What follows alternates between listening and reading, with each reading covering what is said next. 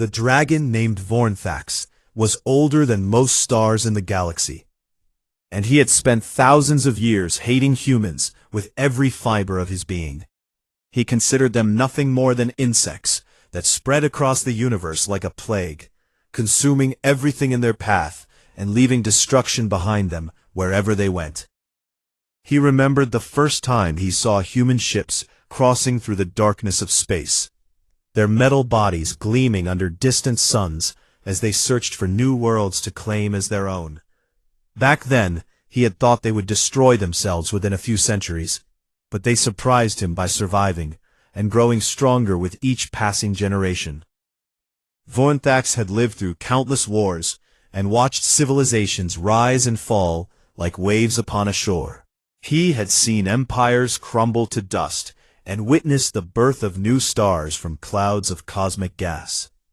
Yet nothing irritated him more than the persistence of humanity and their endless desire to explore every corner of the universe. The dragon chose to make his home on a frozen moon called Kethros 7, a barren wasteland of ice and rock at the very edge of known space where no sane creature would ever want to live. He picked this place specifically because humans had no interest in such a worthless piece of frozen dirt, and he wanted nothing more than to be left alone with his bitter thoughts and ancient memories. His cave was carved deep into the heart of a massive glacier, and the walls sparkled with crystals that had formed over millions of years. Here in the darkness and cold, Vornthax spent his days sleeping and dreaming of times long past, when dragons ruled the cosmos and lesser beings trembled at the sound of their wings. 3,000 years of solitude had made him cruel and cold, and he had forgotten what it felt like to care about anything other than his own comfort. The universe could burn for all he cared, as long as the flames did not reach his frozen sanctuary on this forgotten moon at the edge of nowhere. Then one day everything changed, when an ion storm swept through the system, with fury unlike anything seen in centuries. The storm was a monster of electromagnetic chaos that disabled ships and scrambled navigation systems, leaving vessels helpless as they tumbled through the void without any control over their fate. Vornthax watched from his cave as a small research vessel called the Starling came spiraling down through the thin atmosphere of his moon. The ship was trailing smoke and fire as it fought against gravity, and he could hear the screaming of metal being torn apart, even from his distant vantage point, high in the frozen cliffs. The vessel crashed into a snowfield, about 3 kilometers from his lair, and the impact sent a plume of ice and debris shooting up into the gray sky. For a long moment, nothing moved, and the dragon assumed that everyone aboard must be dead from such a violent landing. But then the emergency hatch blew open, and figures began stumbling out into the freezing air. Vornthax counted 12 humans emerging from the wreckage, their bodies wrapped in thin emergency suits that would do little to protect them from the brutal cold of this world.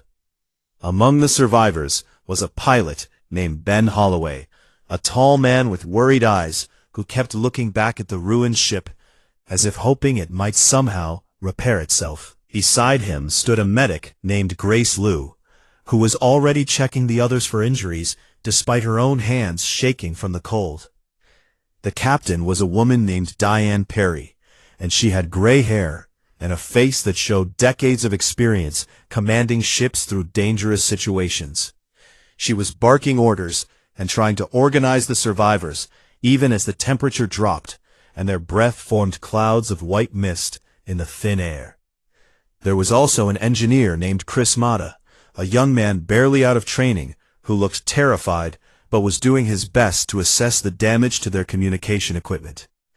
3 other crew members, whose names Vornthax did not bother to learn, were gathering supplies from the wreckage, while 2 more set up emergency heating units that flickered weakly against the overwhelming cold. Vornthax felt a familiar contempt rising in his chest as he watched these pathetic creatures struggle against the inevitable.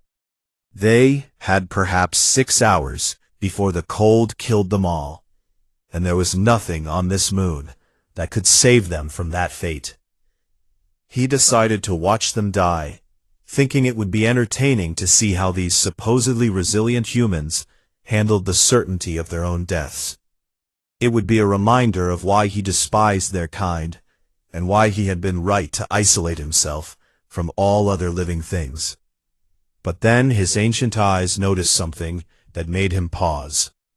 There was a child among the survivors, a small girl with tangled brown hair and wide eyes that seemed far too calm for someone who had just survived a terrible crash on a hostile world.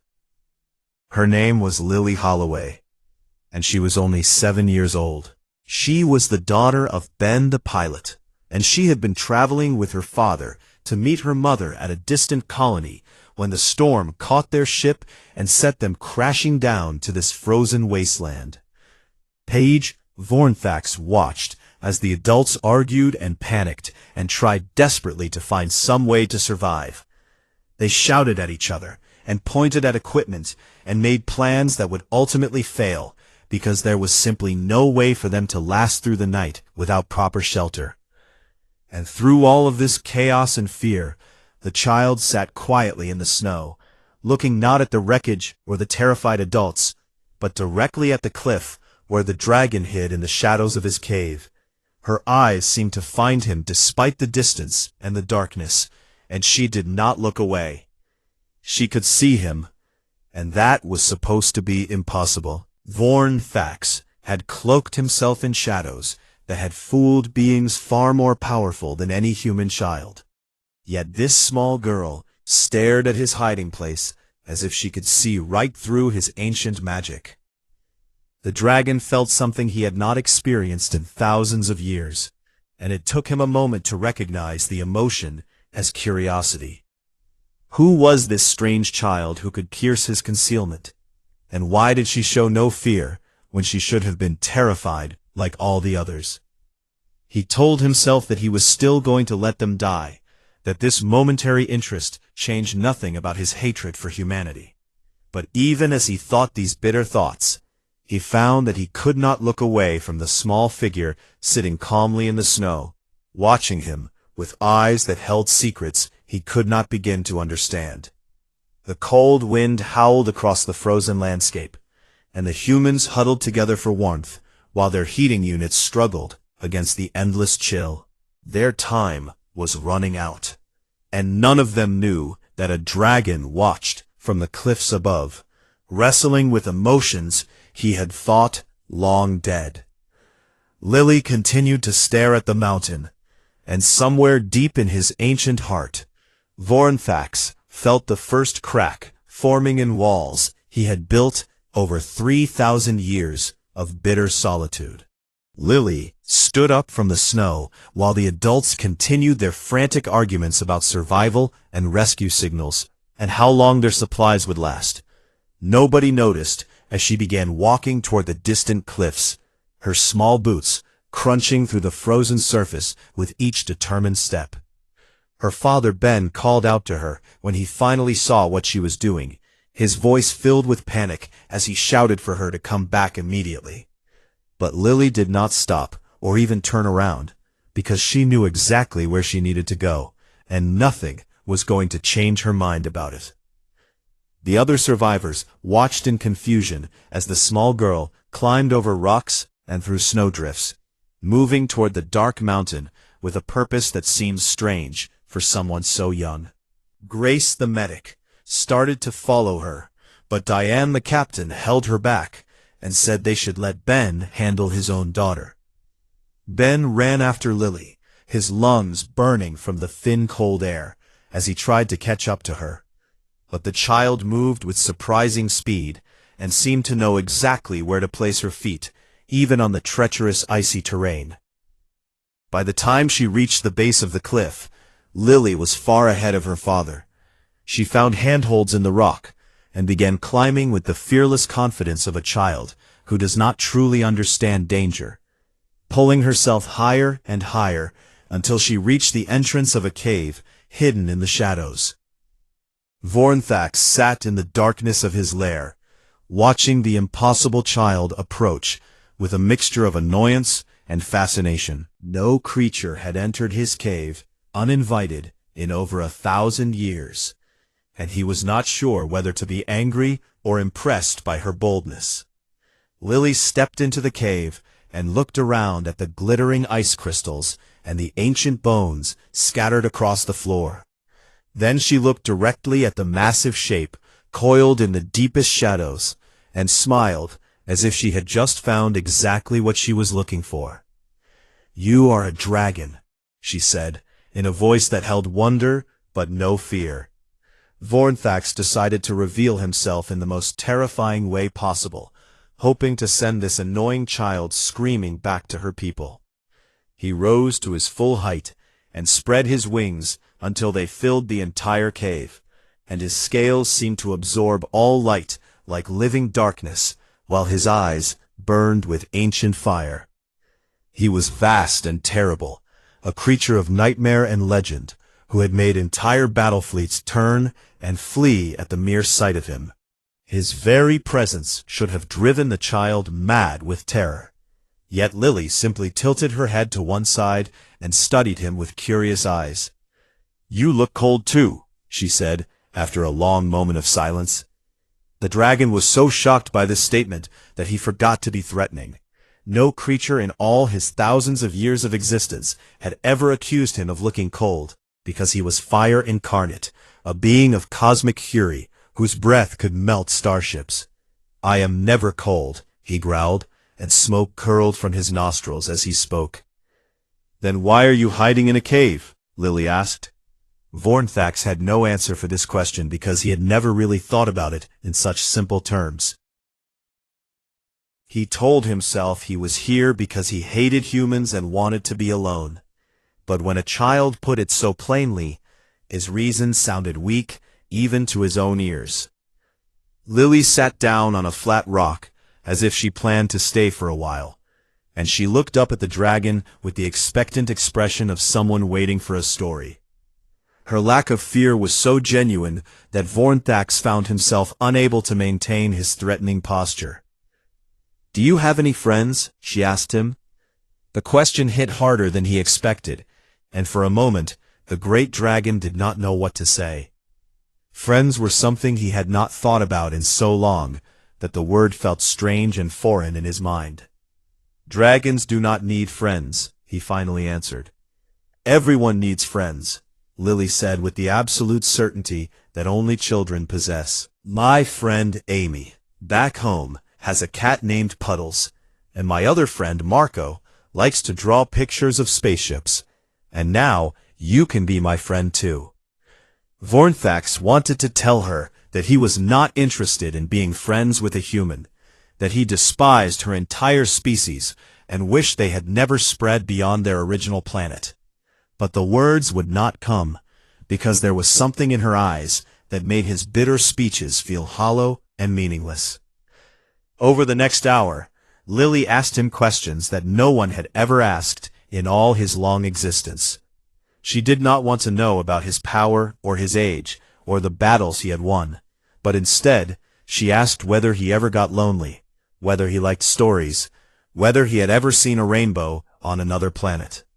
She told him about her favorite book, a story about a brave rabbit who goes on adventures through magical forests. She described how excited she was to see her mother waiting for her at Kepler Station, where they were going to live together while her father worked on the research vessel. Lily explained how scared her father had been during the crash, how his hands had shaken as he strapped her into the emergency seat, but how he had smiled at her and told her everything would be fine, even though she could see the fear in his eyes. She said that was what love looked like, being scared, but still trying to make someone else feel safe. Vornthax found himself responding to her questions and comments, sharing things he had never told anyone before. He described a nebula he had visited, where the gases glowed in colors that had no names. And he told her about a planet made entirely of crystal that sang when the solar winds passed through it. When Ben finally found his daughter sitting before an ancient dragon in a cave of ice and shadow, he froze in absolute terror. His face went pale and his legs stopped working, and he could only stare at the massive creature that could kill them both with a single breath. But Lily just smiled at her father and gestured toward Vornthax with a casual wave of her hand. "Dad, this is my new friend," she announced proudly. "He is going to help us." The dragon had made no such promise and had no intention of helping anyone. He opened his mouth to say exactly that, to crush the false hope that this foolish child was spreading.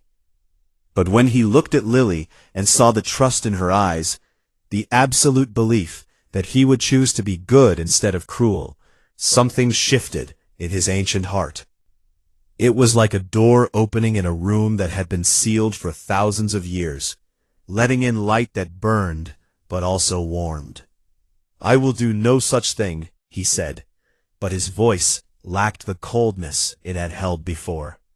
Ben stood frozen in the cave entrance, unsure whether to grab his daughter and run, or fall to his knees and beg for mercy. But Lily just patted the rock beside her and told her father to sit down, because her new friend was going to tell them about the time he saw two galaxies collide. And somehow, against all reason and logic, that is exactly what happened. The ancient dragon who hated all of humanity began telling stories to a small girl and her terrified father. Meanwhile, outside the cave, the other survivors slowly made their way up the cliff, drawn by curiosity about what had happened to the pilot and his strange, fearless daughter. Vornthax did not send them away, and he told himself it was only because he was curious to see what would happen next. The survivors huddled together in the dragon's cave, their bodies slowly warming from the heat that radiated off the massive creature's scales. Vornthax told himself that he was merely curious about these strange beings, that he wanted to study them up close before they inevitably died from their injuries or lack of supplies. Captain Diane Perry organized the group with the efficiency of someone who had spent her whole life managing crises. She assigned tasks to everyone who could move, and made sure the wounded were comfortable on beds of emergency blankets spread across the cave floor. Chris the engineer worked on their damaged communication equipment, his young hands steady, despite the fear that showed in his eyes every time he glanced at the dragon. He had managed to salvage most of the parts they needed for a distress beacon, but the device required more power than their failing batteries could provide. Grace the medic moved among the injured, checking bandages and distributing the last of their pain medication. Her frostbitten hands had begun to turn an ugly shade of purple, and everyone knew that without proper treatment she would lose several fingers to the cold. Vornthax watched as she struggled to help others despite her own suffering, and something stirred in his chest that felt uncomfortably like respect. He had always believed that humans were selfish creatures who cared only for themselves, but this woman was literally sacrificing her own health to ease the pain of her companions. Without really thinking about what he was doing, the dragon lowered his massive head and breathed a careful stream of warmth across Grace's damaged hands. The heat was perfectly controlled, just enough to restore circulation without burning her fragile human skin. Grace looked up at him with tears forming in her eyes, and she whispered words of gratitude that made Vornthax feel strange and uncomfortable. He quickly looked away and pretended that he had done nothing special, that helping her had been merely a way to stop her annoying whimpering. Lily sat beside the dragon throughout all of this, her small body pressed against his worn scales, as she watched the adults work. She had appointed herself as Vornthax's official companion, and she seemed to believe that her presence was helping him become more comfortable with the other humans. "You are being very nice," she told him quietly. "I am not nice," he growled. "I am simply tired of listening to that woman make sounds of pain." Lily smiled in a way that suggested she did not believe him at all, and Vornthax found himself unable to argue, because deep down he suspected she was right. Something about this child had gotten past his defenses in a way that thousands of years of isolation had not prepared him for. Captain Diane approached the dragon with careful steps, her posture respectful but not submissive. She was clearly terrified, but she had the courage to speak to him directly, and Vornthax found himself admiring her bravery even as he prepared to reject whatever request she was about to make. "We have a distress beacon," Diane said in a steady voice. "Our engineer says he can repair it if he has a stable power source, and you are clearly a creature of immense energy. If you would help us send a signal, we could summon a rescue ship and leave this moon forever." Vornthax considered her words, and the old bitterness rose up in his throat like bile. These humans wanted him to help bring more of their kind to his sanctuary, to the one place in the entire universe where he had found peace, away from their endless noise and chaos. "You want me to power your device, so you can summon more humans to my home," he said, his voice like grinding stone. "Why would I do such a thing, when I came here specifically to escape your species?" Diane did not flinch from his anger. "In exchange, we will leave and never return. You will have your solitude back, and no human will ever bother you on this moon again. I give you my word as a captain and as a person of honor." It was a reasonable bargain, and the logical part of Vornthax's mind told him to accept it immediately. Helping them leave would serve his own interests far better than letting them die slowly in his cave. But he hesitated, and he could not understand why the decision felt so difficult. Just a few hours ago, he had been ready to watch these creatures freeze to death without a second thought. Yet now the idea of them leaving created a strange ache in his chest. Lily spent the following days asking him about the stars he had visited, and the wonders he had witnessed during his long existence. She listened with genuine wonder as he described the birth of new suns from clouds of cosmic dust. And she gasped with delight when he told her about alien creatures that lived in the hearts of gas giants. No one had ever listened to him like this before. Other beings had always approached him with fear or worship or a desire to use his power for their own purposes. But Lily just wanted to hear his stories because she found them interesting. "You must have seen so many amazing things," she said one evening, as the survivors prepared for another cold night in the cave. "I have," he admitted, and his voice was softer than he intended. "But you are still sad." The observation struck him like a physical blow, and for a long moment he could not respond. She had looked into his ancient heart and named an emotion he had refused to acknowledge for thousands of years. Sad, lonely, bitter, empty. He had lived so long that he had forgotten there was any other way to exist. The hatred and isolation had become so familiar that he no longer recognized them as choices he had made. "You live such short lives," he said quietly, and his voice held something that might have been wonder. "How do you bear it, knowing that your time is so limited?" Lily thought about his question with the seriousness of someone considering a great mystery, her small face scrunched up in concentration, and she was quiet for so long that Vornthax thought she might not answer. "We do not think about how short it is," she finally said. "We just try to make it good." The simplicity of her answer shattered something inside him that he had not known was broken. Here was the wisdom that had eluded him through countless centuries of existence, spoken by a child who had lived barely 7 years. Making it good, not hoarding time or hiding from others, or building walls of hatred around a wounded heart, but simply trying to fill whatever days you had with meaning and connection and love.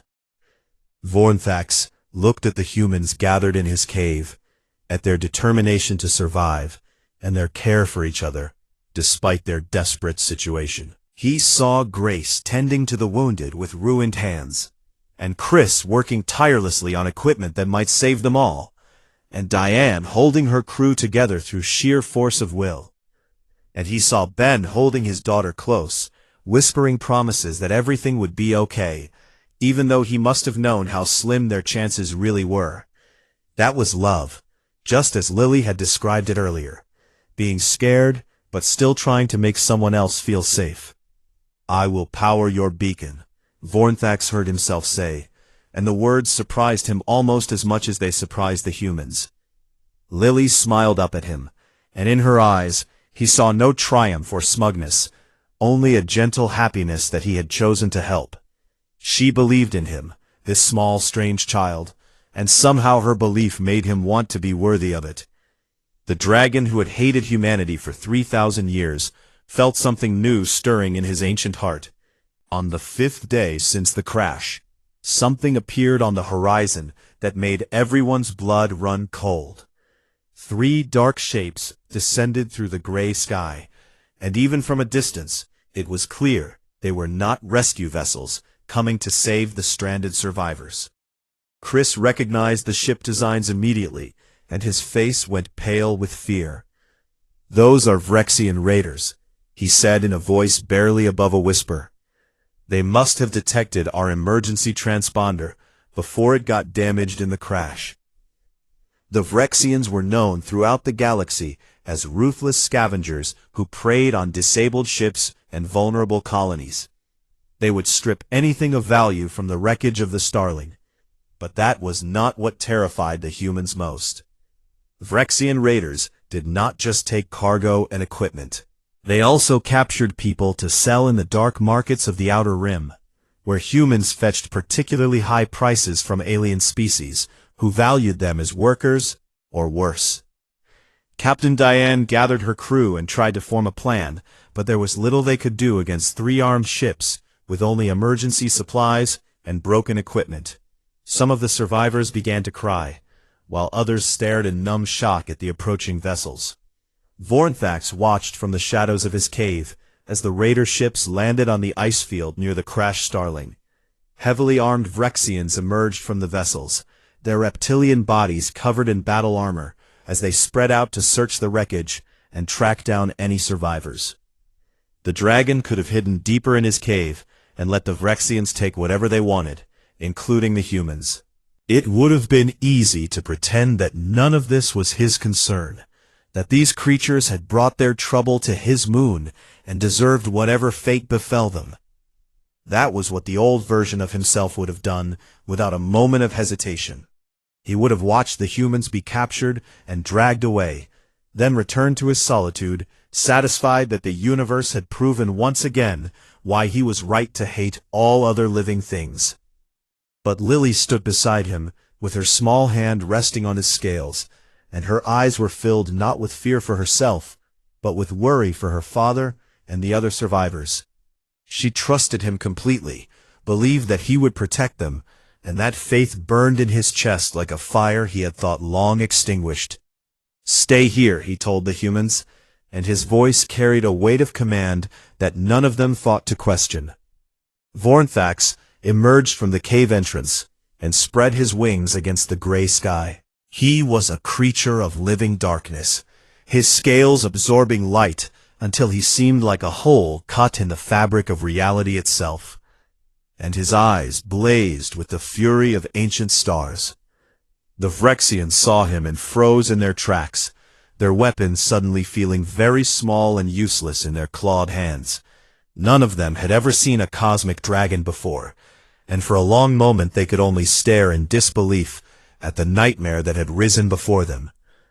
Then their leader shouted orders, and they opened fire with everything they had, energy beams and projectile weapons designed to tear through starship hulls, streaked toward Vornthax in a deadly barrage that would have vaporized any ordinary creature. The dragon did not even bother to dodge. The attack struck his scales and dissipated like raindrops hitting stone, leaving not a single mark on his ancient hide. He had faced weapons far more powerful than these in wars that had ended before the Vrexians' ancestors had learned to walk upright. Vornthax moved through the raider formation like a storm given physical form. His claws tore through armor as if it were paper, and his breath reduced soldiers to ash before they could even scream. He was death incarnate, the wrath of the cosmos made manifest, and the Vrexians learned too late what a terrible mistake they had made coming to this frozen moon. The first raider ship tried to lift off and escape, but the dragon caught it in his massive jaws and hurled it into the second vessel. Both ships exploded in a fireball that lit up the gray sky like a new sun being born. The third ship managed to get airborne and began accelerating toward orbit, its captain desperate to flee this nightmare and warn others to stay away from Kethros 7. But Vornthax was faster than any ship ever built, and he caught the vessel before it could reach the edge of the atmosphere.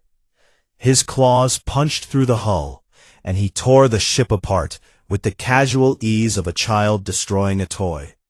Debris rained down across the ice field as the dragon hovered in the air, his wings beating slowly while fire dripped from his jaws like liquid gold. In 7 minutes, the battle was over.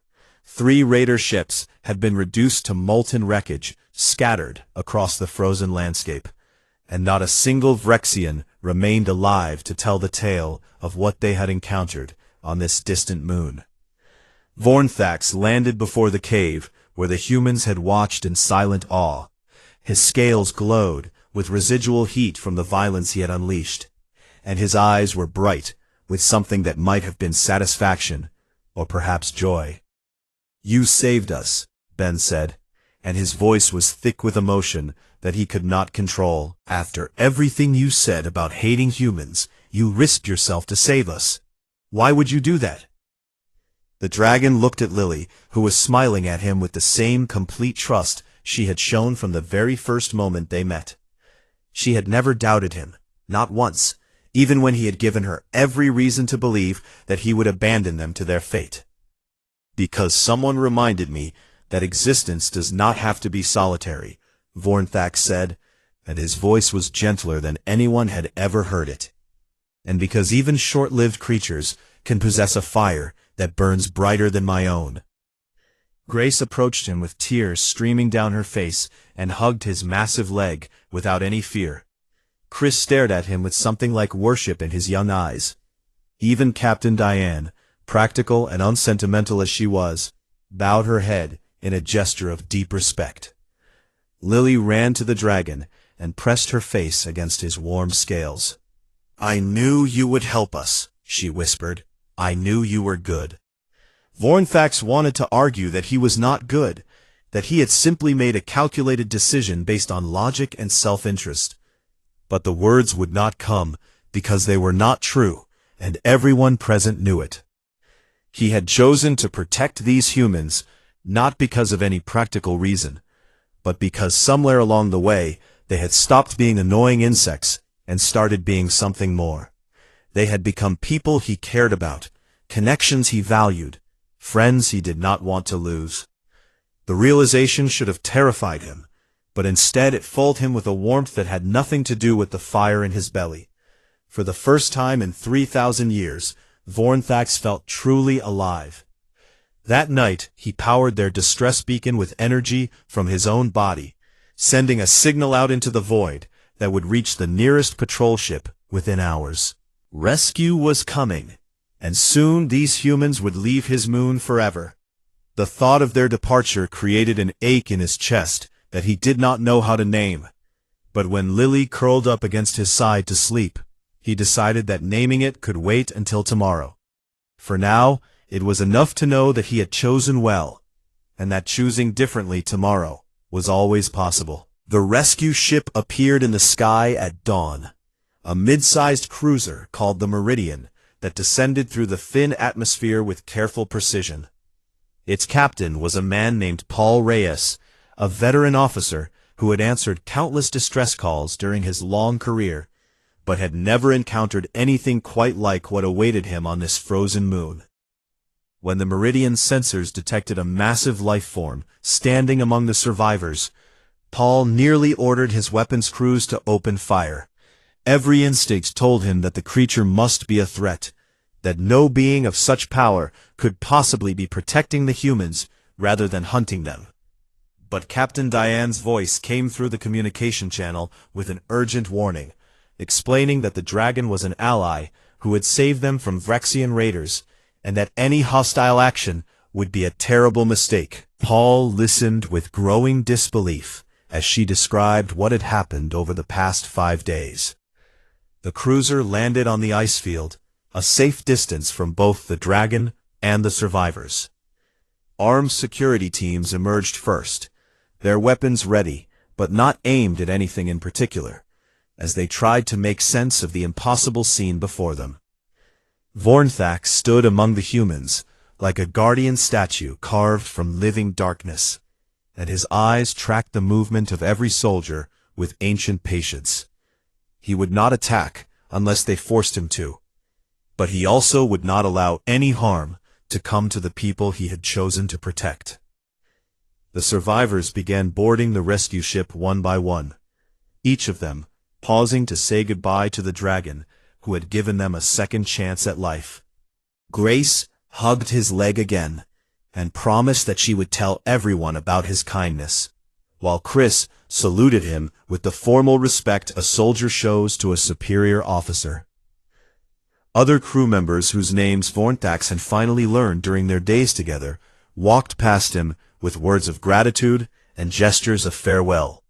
Some of them had tears in their eyes, while others simply nodded in acknowledgement of the bond they had formed through shared danger.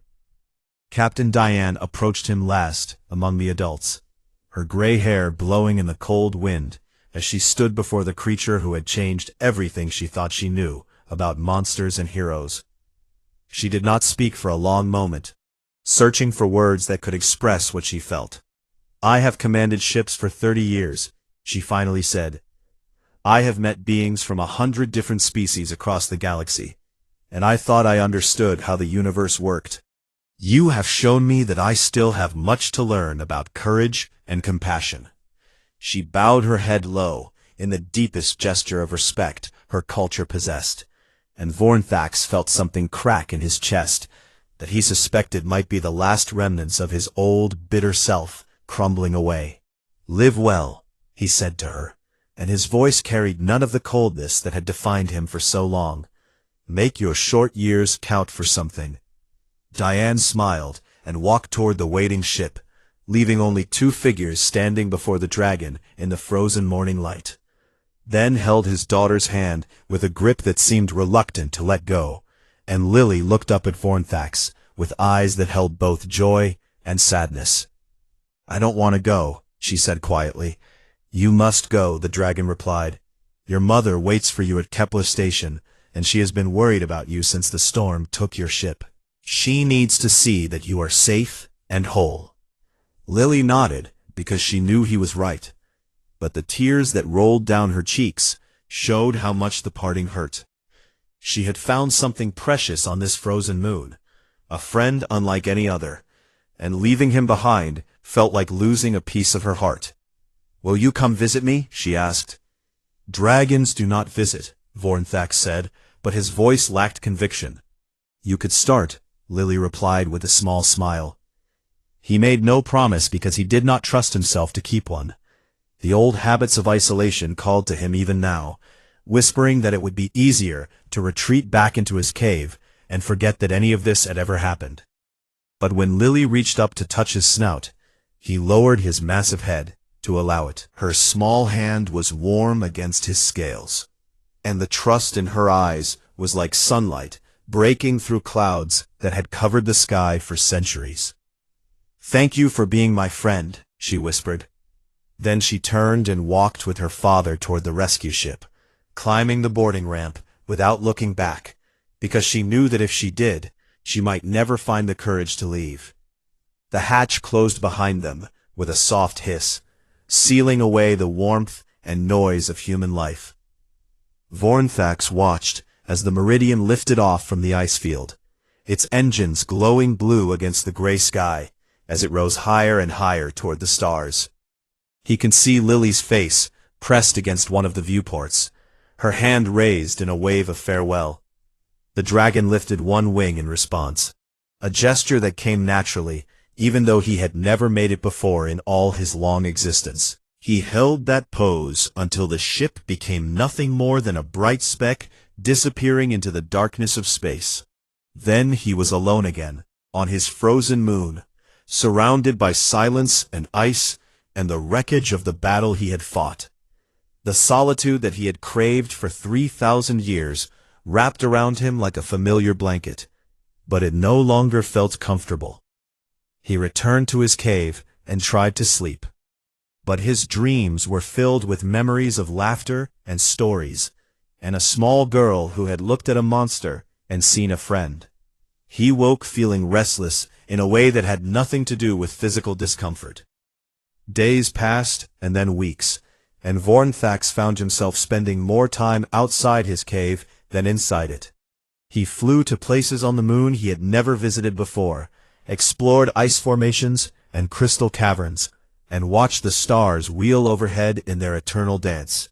He was not waiting for anything, he told himself. He was simply taking a new interest in his surroundings, after so many centuries of ignoring them. 6 months after the rescue ship departed, a small transport vessel appeared in the skies above Kethro 7.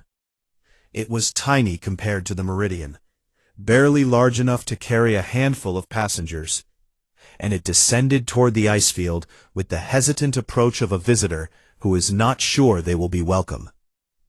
Vornthax flew to meet it, his heart beating faster than it had during the battle with the Vrexians. He landed on the ice as the transport's hatch opened, and he held his breath as a small figure emerged into the cold morning air.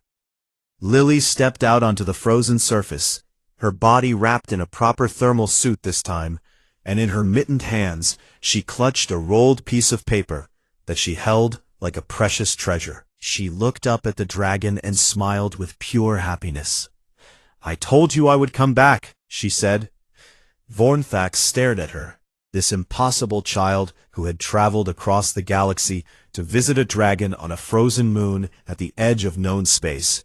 Behind her, a woman with the same brown hair and kind eyes watched nervously from the transport, and he realized that this must be Lily's mother who had agreed to bring her daughter to see a monster.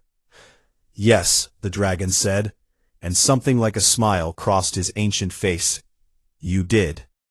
Lily unrolled the paper she had brought and held it up for him to see.